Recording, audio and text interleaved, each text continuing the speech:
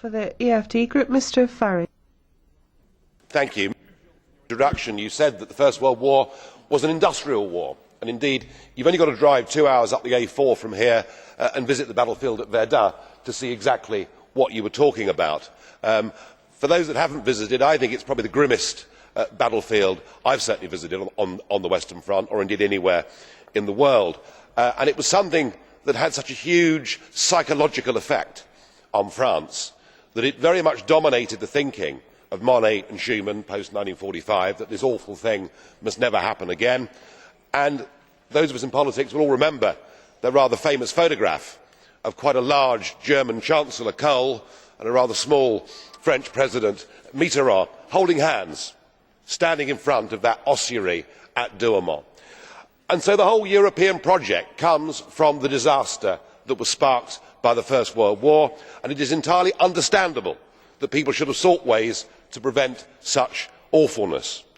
The difficulty is that they chose the wrong target. Monnet and Schumann decided, and it is shared today by Mr Barroso and the Cohn-Bendits and others, they decided that it was the existence of nation state that led to war, and therefore we have to abolish nation state. Actually, what we should have focused on post 1945 is not the abolition of states, it is to make sure that the European states were democratic, because democratic nation states do not go to war with each other. So I have to say that I believe the whole European project is based on a falsehood, and it is potentially a dangerous falsehood, because if you try to impose a new flag, a new anthem, a new president, a new army, police force, foreign policy, whatever else, if you try to impose that without first seeking the consent of the people, you are in danger actually of creating the very nationalisms and resentment that you sought to snuff out in the first place. We have done this all before. We did it after the First World War in the Balkans. We said we cannot have all these little Balkan states going around fighting with each other. Let us bring them together. Let us give them one flag, one anthem, one president, and let us call it Yugoslavia. And it led to horrific wars since 1990, the deaths of tens of thousands of people as people have fought to get out of a false state. The European Union is making a very similar mistake because there is no consent for this project.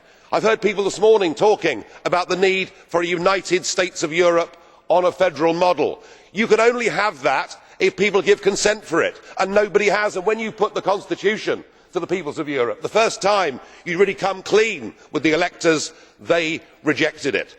I am not against Europe, but I am against this Europe.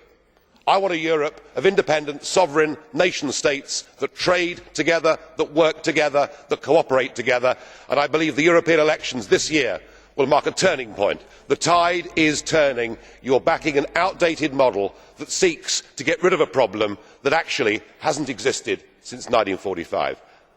Thank you.